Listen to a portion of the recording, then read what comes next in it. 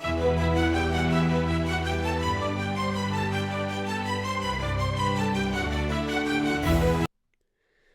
Faithful, welcome to another episode of Voice of Niner Faithful. I'm Jason, your host. Today we'll be discussing our divisional round loss to the Seattle Seahawks and what comes next now that our season is over. But before we get into it, don't forget to like, comment, and subscribe to get more content from a fan's perspective. Now let's get into it. I have to say it was a rough one to watch. I'm sure most of you would agree. To start the whole game, Rashid Shaheed with the opening kickoff for a touchdown. That was not good. Just a politely way to put it. It wasn't good. Definitely could have gone better. Now, with that said, it was only, all right, fine, those things happen. And I thought that there was a chance to still come back from something like that. But obviously, that did not happen. Many things happened in this game. Most of them self-inflicted. I don't believe that it was necessarily Seattle beating us, though the score, obviously the score shows that 41-6.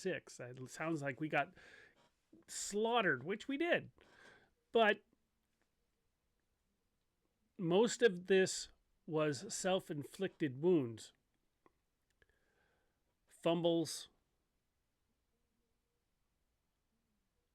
drop passes, just could not get the run game going at all, couldn't get the pass game going at all. We hardly had our most receiving yards came from Jake Ton just before he got hurt. 5 receptions for 59 yards. And then Christian McCaffrey after that for only 5 receptions for only 39 yards. And Christian only had 35 yards of rushing on 11 carries. Purdy was our leading rusher. 5 carries for 37 yards.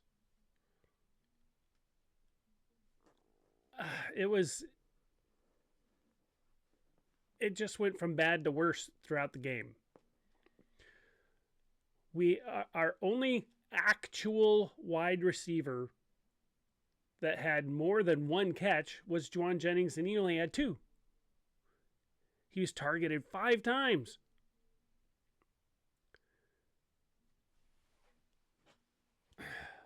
On the other side of the ball, Seattle, like I said, as much as it seems like we got shellacked, and yeah, we did, but Sam Darnold only had passed 17 times.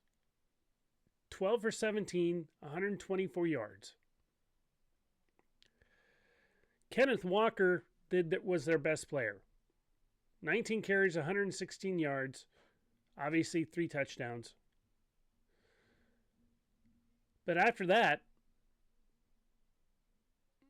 Rashid Shaheed only had 2 carries. Charbonnet only had 5 carries for 20 yards. So one good runner, the only reason he got those 3 TDs was because of field position.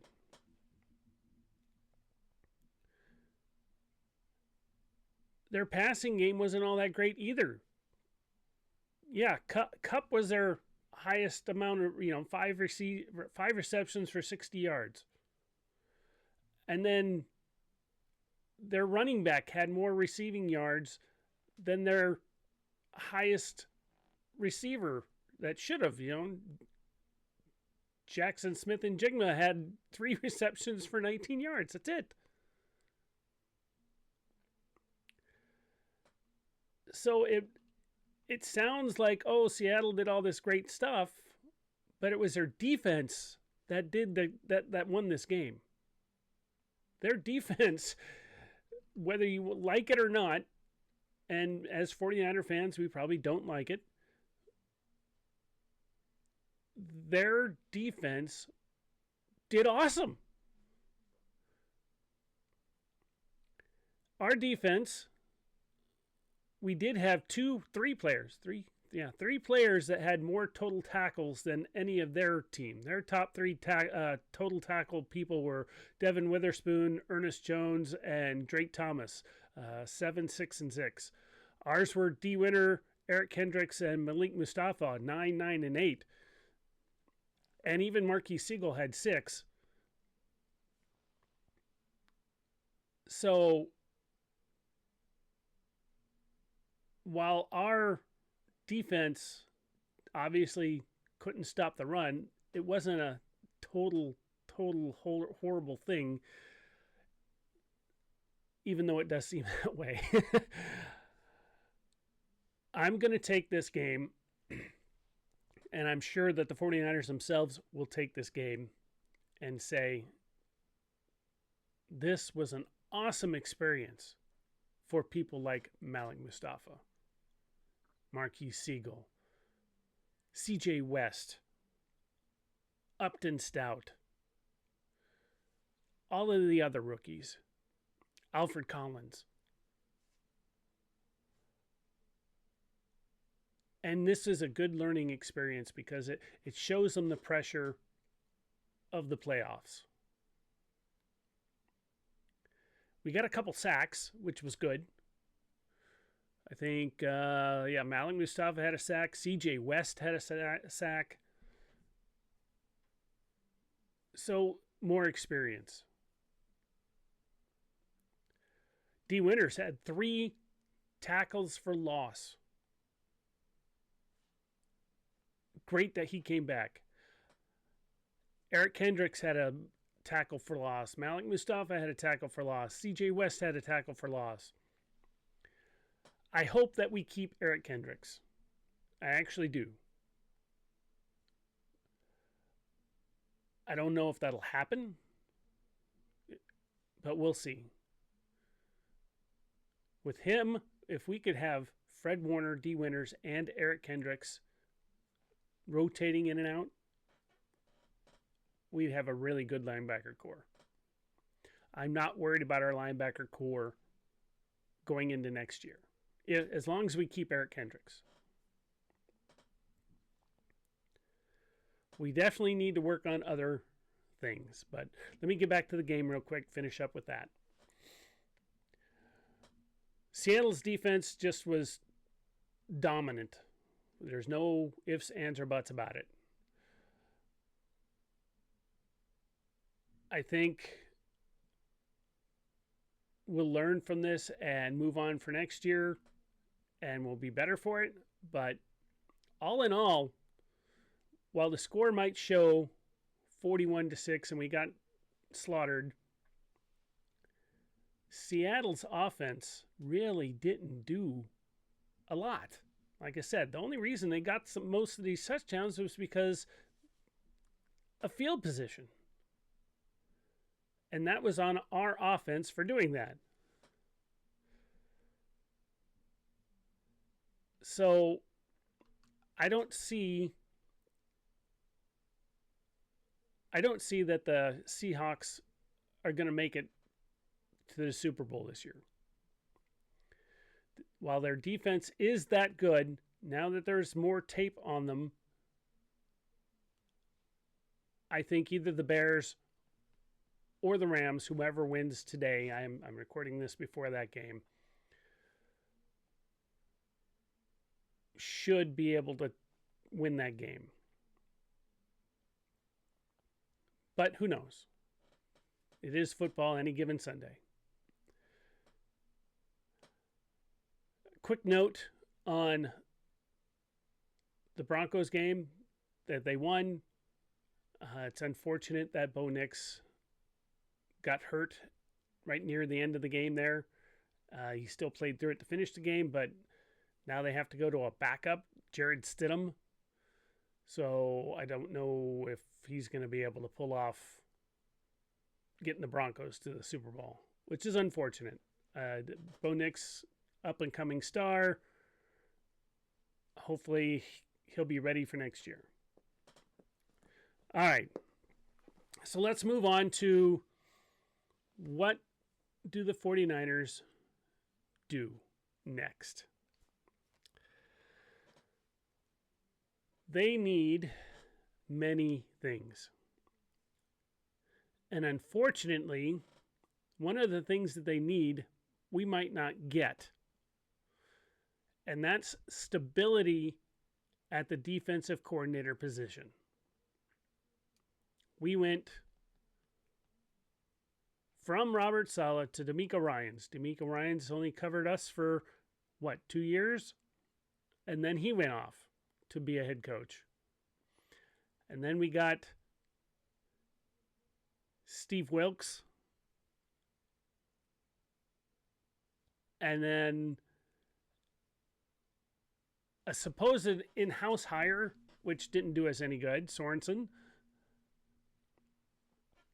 I kind of wish that they would have hired somebody else on, from the team besides him, but that was just me. You can go back to my episodes from last year. And now back to Robert Saleh. So from Robert Saleh back to Robert Saleh. When did he leave? His last year. Let me look that up. When was Robert Saleh's last year with the 49ers? The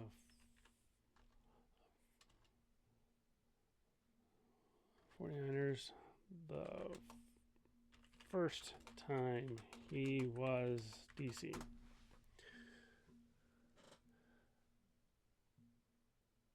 All right, 2020. So 2020, Robert Saleh.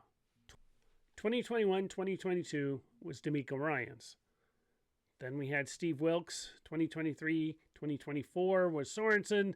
And now we're back to Robert Saleh in 2025. So between 2020 and 2025, four different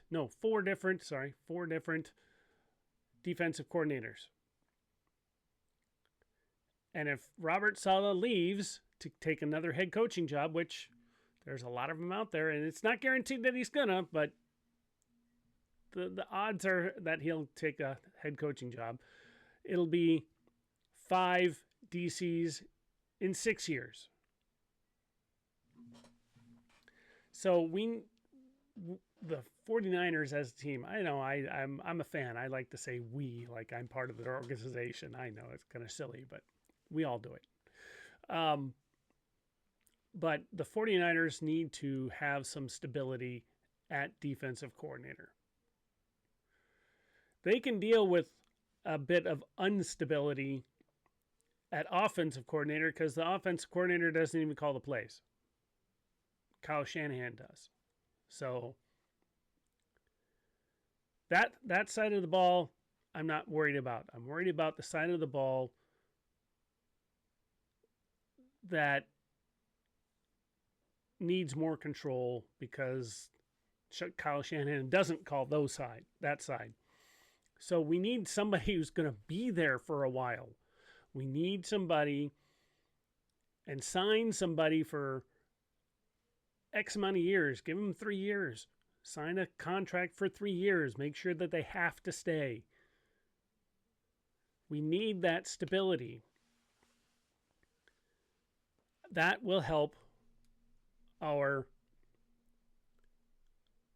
defense grow better. We have a lot of new rookies, a lot of promising rookies. Upton Stout, I think, is our best rookie we got this year. Though I obviously see promise in Alfred Collins, CJ West, even Nick Martin, though we haven't seen a lot of him. All the other rookies, even Siegel. Siegel didn't do a great at the beginning of the year. They benched him. They watched him. He came back and he did really good. Even in this game, he did good for a rookie. So the growth of these rookies and whoever else we happen to pick up in the draft, we need stability at the defensive coordinator position to show them, lead them, teach them, and we will be better for it if we can get that. Now, what do we need besides a defensive coordinator that's going to be here a little while? Some stability there. Obviously, I think one of our biggest, if not the biggest, is wide receiver. Should we re-sign Juwan Jennings? I think so.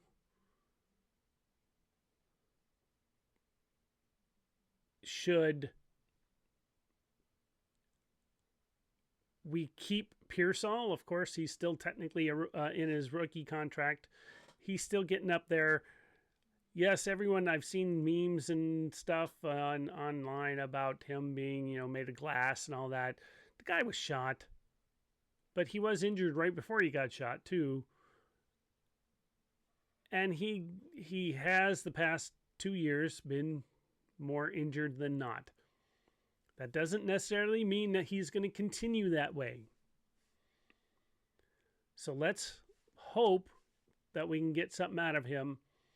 Either way, we still need wide receiver.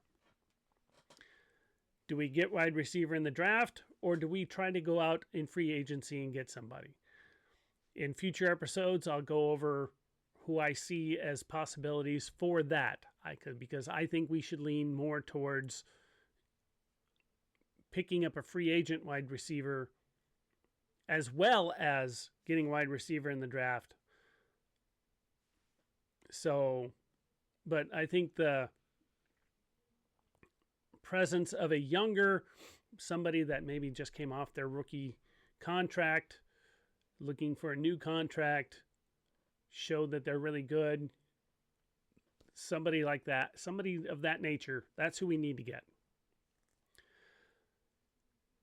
And since last year we took put a lot into the defense, not saying we should ignore it, but we need to start looking at that offensive line more. Trent Williams, his age is starting to show. I hate to say it. I think he has another year left, but we need to think about who's replacing him. We need a couple of good guards. Again, maybe somebody from free agency, but that's what we need to look at. Somebody to help protect Purdy.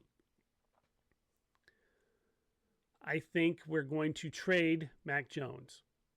That will help with draft capital.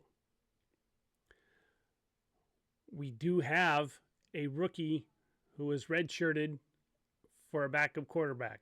So we're all good there. But wide receiver, offensive line, then maybe safety.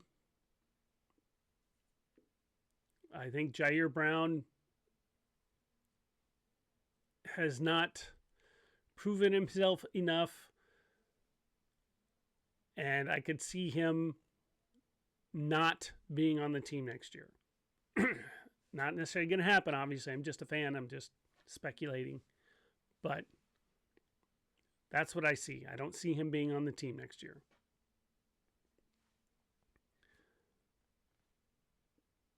Okay, so let's let this end for today. Lick our wounds. Watch the rest of the playoffs and the Super Bowl. And move on to next year. I am not stopping my shows. I know that I'd be surprised if anybody watches it this far.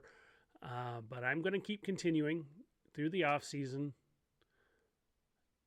doing these long shows, and hope to get some more viewers to watch these. I will still also be doing my 49ers Trivia Thursday every Thursday, and doing shorts here and there along the way. You guys all have a wonderful rest of your weekend.